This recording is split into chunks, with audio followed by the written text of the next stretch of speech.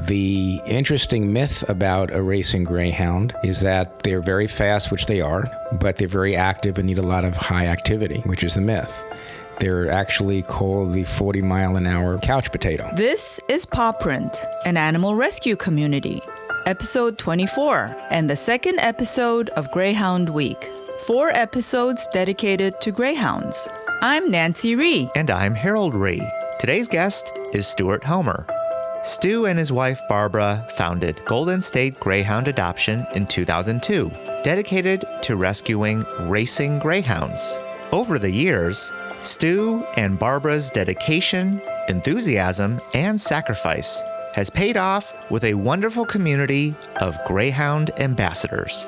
If you want to learn more about Stu Homer and GSGA, go to our show notes at thisispawprint.com/24. That's the number 24. My name is Stu Homer, and my wife and I run Golden State Greyhound Adoption, and we basically rescue racing greyhounds. These are all ex-racing greyhounds. We don't do any mixes. We don't do any other type of breed. We bring all of our dogs in from Florida, and all of our dogs are tattooed in their ears. All racing dogs are tattooed. We try to take the dogs from the environment they're in when they're finished racing, bring them to California, and find really good homes for them. How many greyhounds have you rescued? We just brought in our 1,500th dog. No kidding. And we started in September of 2002.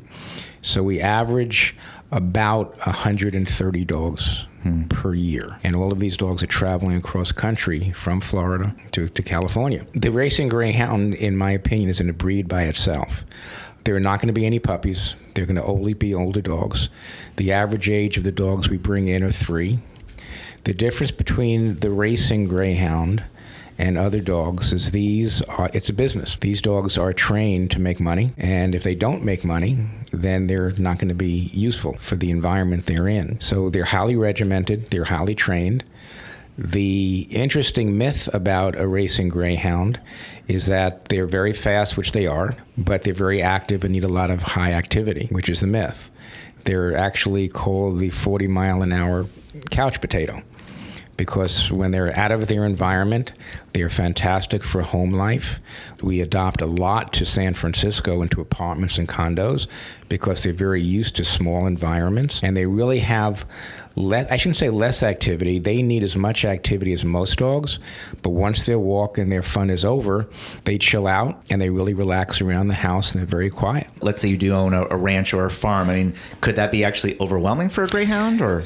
It's not overwhelming. Interestingly enough, it could be very unsafe because the racing greyhound, again, the difference between a racing greyhound and other dogs, these dogs would have to be on leash at all times when they're in a non-enclosed area because they run, and they go about 65 feet per second.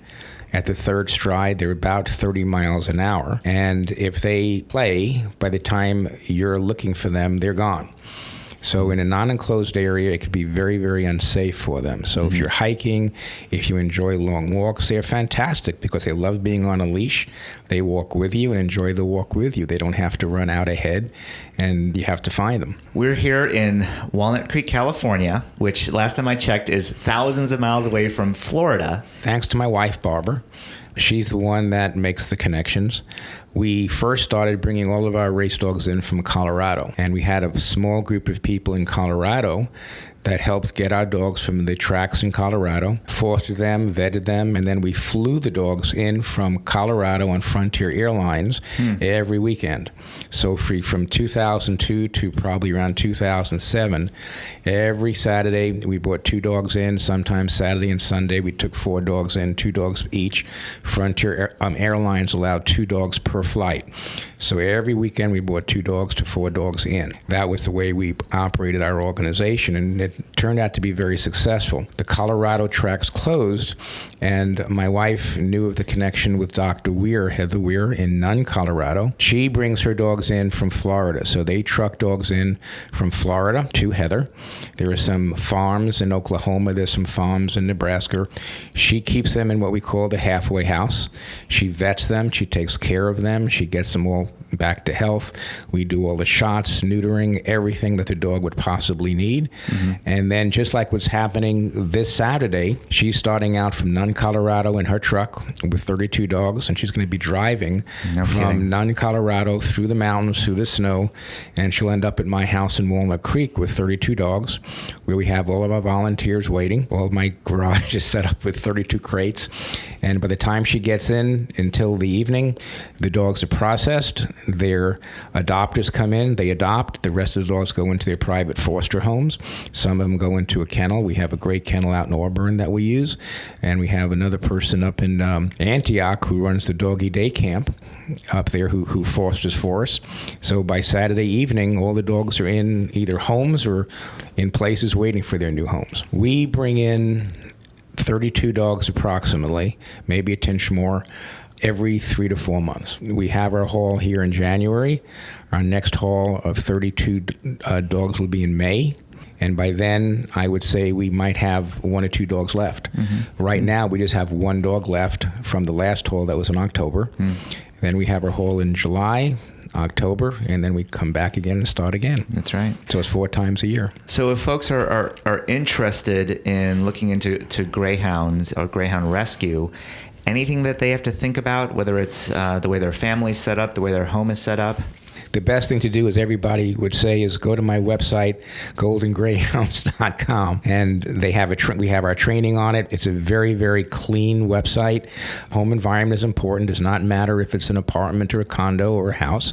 You would have to, if you have a single-family home, you would definitely need to have a secure 5.5 foot to 6 foot fence, so the dog is secure and can't jump over. Right.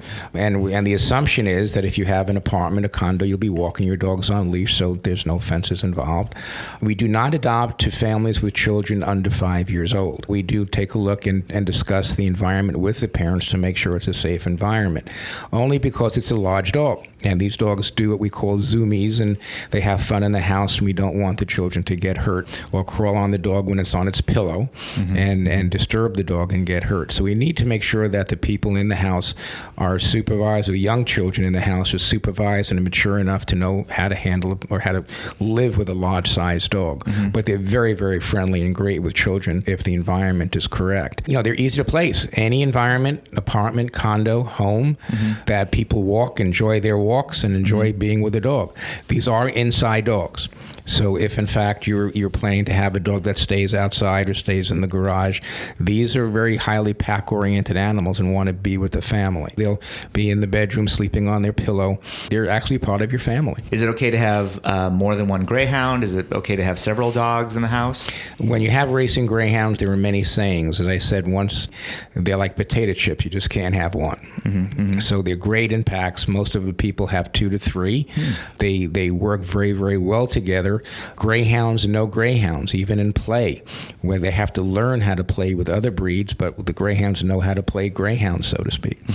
When you have a greyhound puppy, they're in their group, and then as they get older and they're picked out for racing, they end up in the kennel, and it's not in a home. So when you're looking at a puppy coming into a home, they're in the house, they're playing with the kids, they're playing with the parents, and they're running from room to room, and they have their walks, and they have their freedom during the day. These dogs are basically trained. They have kennels that can have anywhere between 5 to 100 dogs in them. They're crated most of the day. People say they're in the crates for 18 hours, but that all depends on the training and the kennel itself. But they're in the crates most of the day. There's not a lot of human contact. They go out for their runs, they go out for their breaks, and they go out for their racing, and they're back in their kennel. There's really not a lot of fun, so to speak. Right. It's a business. Right. It's a lot of structure. It's very highly structured and highly regimented. How's their health when Dr. Heather Weir receives the dogs? How's their health in general? Not making a general statement and saying what the racing industry does. I think people can look for themselves on websites and do that, that type of research. But definitely, when Dr. Weir gets the dogs, we definitely have to, look at their teeth. We have to make sure they have their shots. We have to clean them up from any ticks and fleas. Get the dogs ready for their, for their new life. What kind of transitions do the greyhounds have to go through, going from more of a business, very structured environment to family, they kind of don't have as much structure. They went from the racing environment to the Colorado group that we had out there, went on a plane, came out, and you really don't know what to expect. Or I didn't even know what to expect the first time, but these dogs come out of the crate, you expect they would be frightened, they might be aggressive a little. They just run out of the crate into your arms, and that's it. Oh, great. So the transition is absolutely amazing, which is why we do this, because we don't have to worry about aggressive dogs or training from that standpoint. We need to train the dogs of how to be a dog and how to walk and stay and do the right things and have the manners. But from a personality standpoint, they're gentle giants. They're wonderful dogs for family. Before you and your wife, Barbara, started Golden State, what kind of experience did you have with greyhounds? None. Interestingly enough, growing up, I never had an animal. I was born in Brooklyn, raised in Brooklyn in the apartments in Brooklyn. And when my wife and I met, we in college, we left New York with our positions and jobs and moved to Ohio. We had some space, and that's the first time I ever had my first dog. And it was a mutt and a lot of fun. And I went to training, and I loved training dogs. And I just caught on, quickly.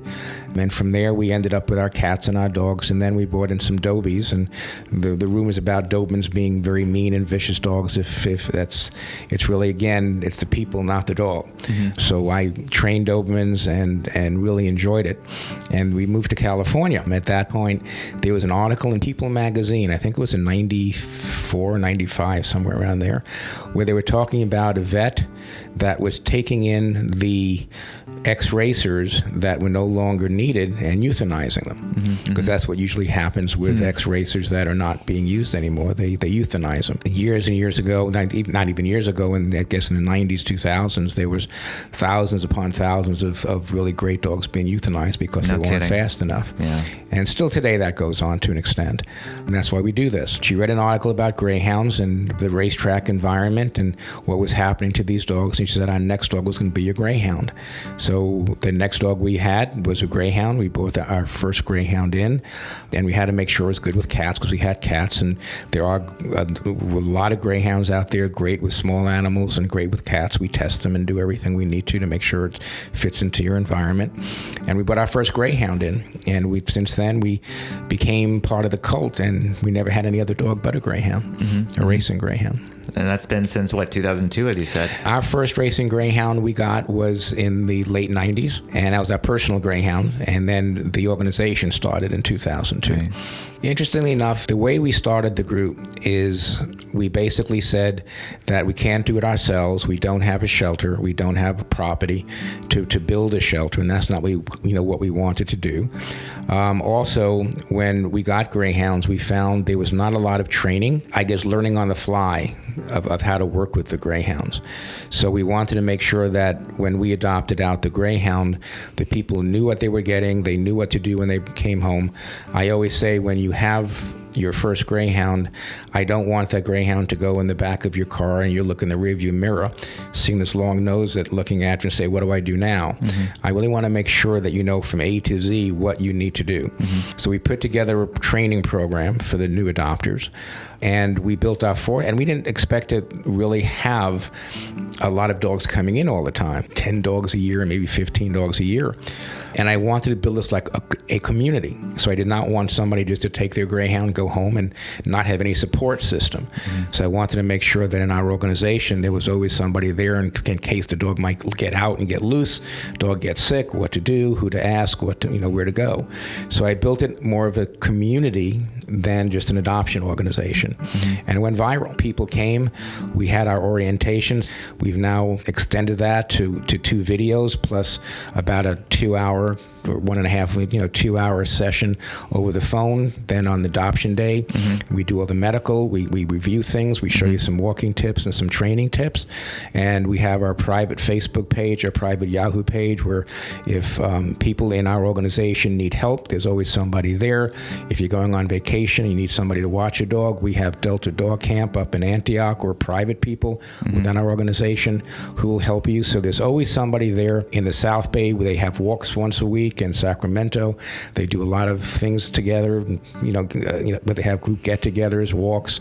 So all over the Bay Area, and people within our organization have a nice network to be with. Right. You're now part of the tribe. Right? Exactly. Gotcha. It wasn't our goal. We just kind of fell into it. So we gave up a lot. Doing something like this every Saturday, every Sunday. Yeah, your social life goes, it just goes away. People expect you to be there. So if a dog is sick, you can get a call at 10 o'clock, 11 o'clock at night. What do I do? On adoption day, everybody's all happy. But on Sunday, when they bring the dog home, they have questions. You need to be there to answer. So it's just not a fun thing where you're going to adopt a dog and never see the person again and everything goes perfectly. There's always problems with anything. And the idea of this organization is to be there to help you work through those issues.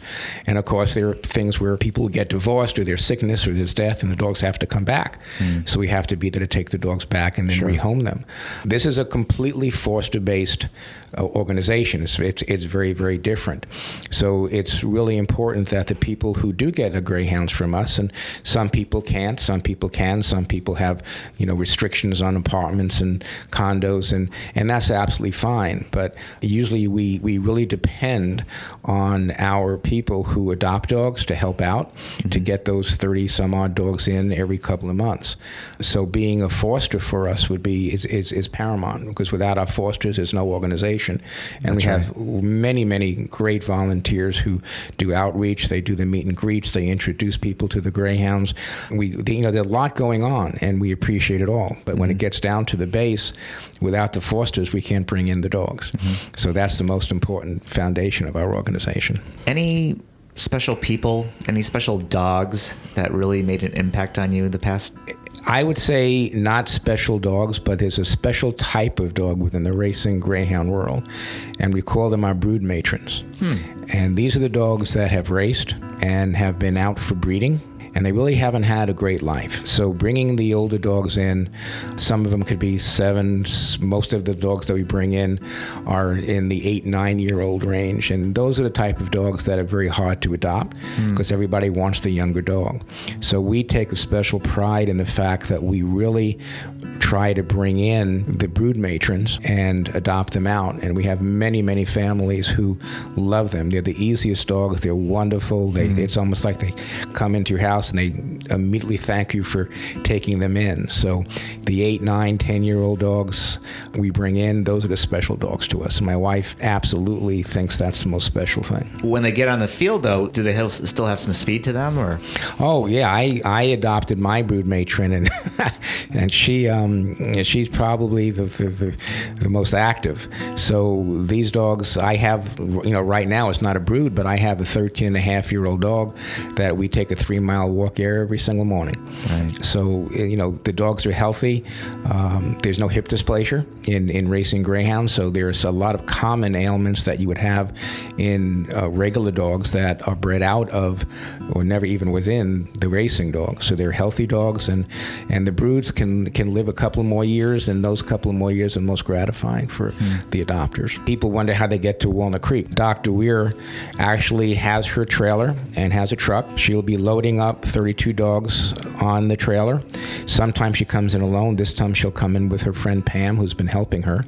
And they'll be driving from Nunn, Colorado to Walnut Creek starting Friday, and hopefully they'll land sometime late Saturday morning, and everything starts. You grew up in Brooklyn. When did you end up moving out of Brooklyn and heading eventually to the West Coast? I started out in Brooklyn, went to school there, went to college there, and got my first job, and they moved me out in 1974 to Ohio. And my wife and I spent about 13 years in Ohio. Oh, what part? And Columbus. Okay. Actually, we built a home in Pickerington. In those days, it was nice and cheap. Right. So it's not a sticker shock. So we had a house in Pickerington, Ohio.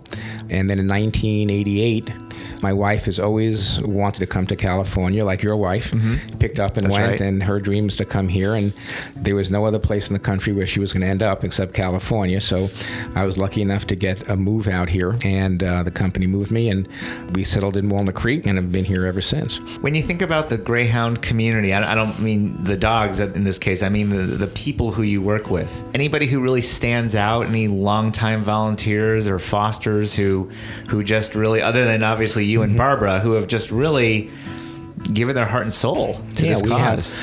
So we have, all of our volunteers are wonderful, and they're long, they have a long life with our organization. So our meet and greet hosts have been there for a long time, and their responsibility is to, they're in the pet stores. Pet Food Express, as a matter of fact, a chain out here, has been very supportive of us.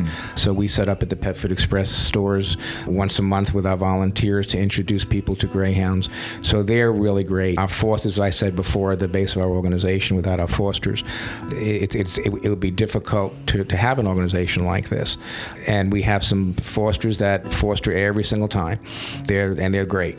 Our board of directors, Shelley, who lives in Pacifica, she has been with us for years, and she is an absolute integral part of the organization, along with my wife and myself. I always say if a dog is lost, we get in touch with Shelley. She just has a knack to find dogs and set up the network. She does all of the orientations for the San Francisco Peninsula area.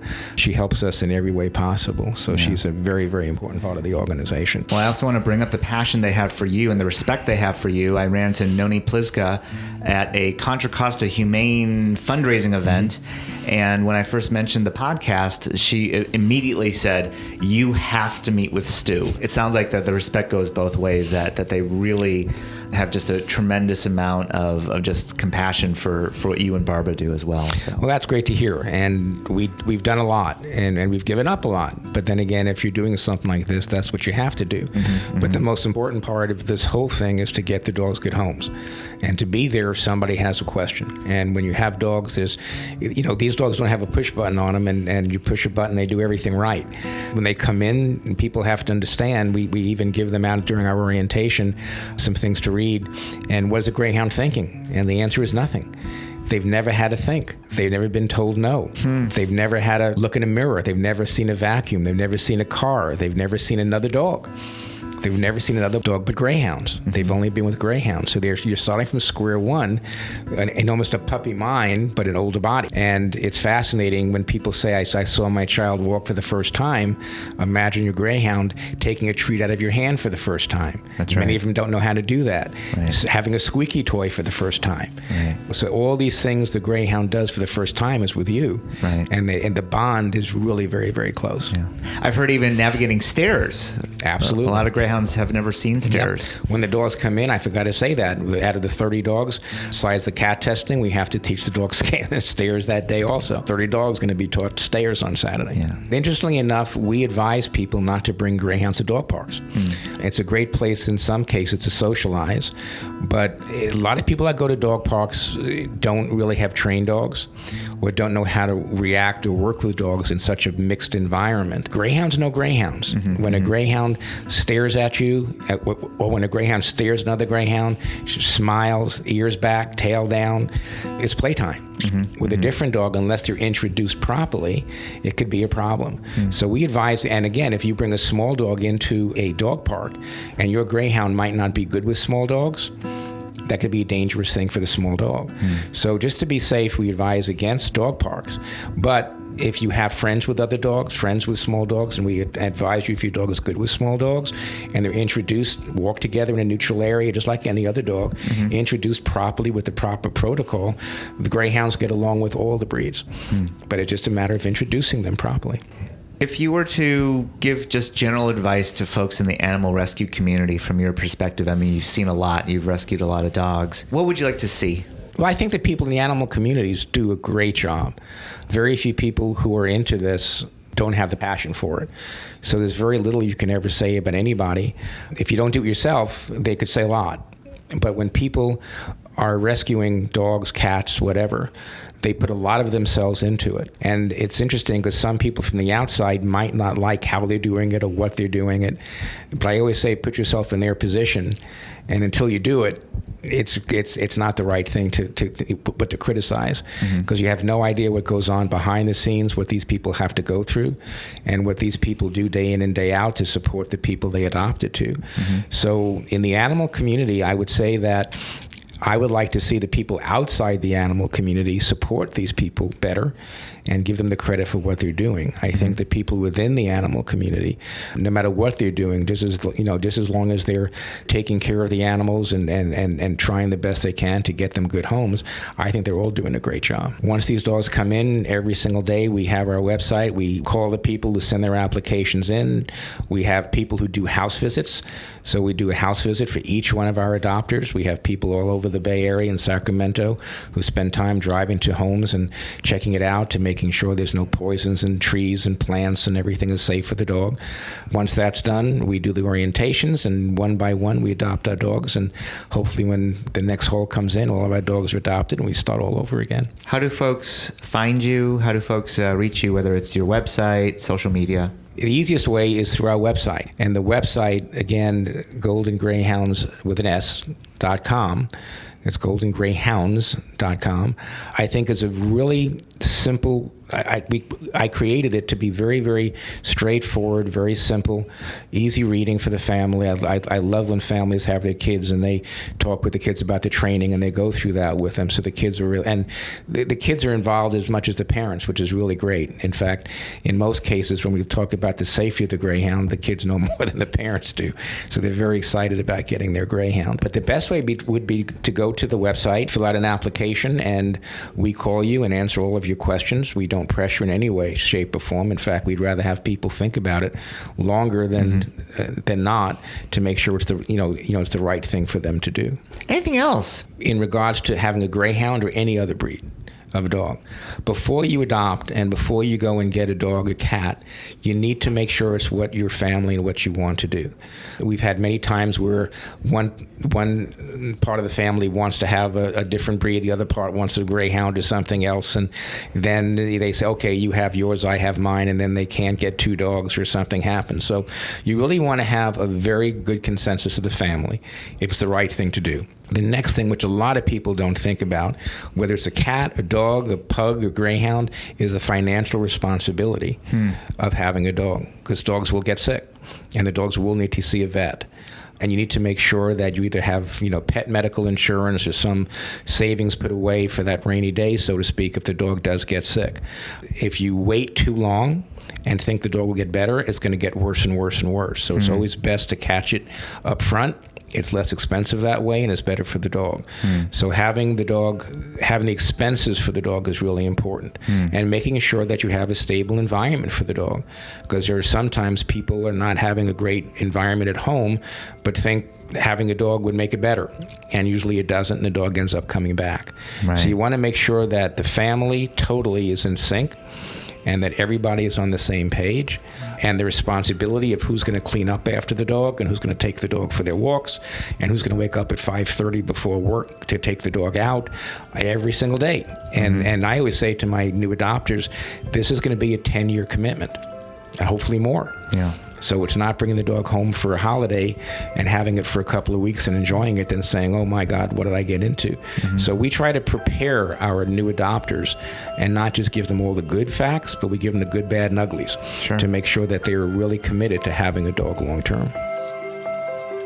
We want to say thank you to Stu Homer for sharing his story and for being an amazing ambassador for greyhounds. We also want to say thank you to Noni Plizga for making the introduction. On our next episode of Greyhound Week, we feature Lucienne Bouvier and her two greyhounds, Cricket and Thor, along with her cat, Snowy. If you want to learn more about Golden State Greyhound Adoption, go to our show notes at thisispawprint.com/24. If you want to look me or Nancy up on social media, you can find us on Facebook, Instagram, or Twitter. Look for This is Pawprint. One word. You can also friend me on Facebook at Harold Ree. I can promise you my vaccinations are up to date. If you want to listen to more episodes of Pawprint, you can find us on iTunes, SoundCloud, or Stitcher, along with Podcast Addict, an app on Android phones. We want to say thank you to all of you, our listeners, for sharing your stories. And we want to welcome our listeners in Charleston, South Carolina, Salt Lake City, Utah, and Grand Rapids, Michigan. Remember that you spread a positive message of love and peace by saving an animal. Have a great day, everyone, and see you next time on Pawprint. Pawprint is a production of EVER Education. You can't handle the truth. Woohoo!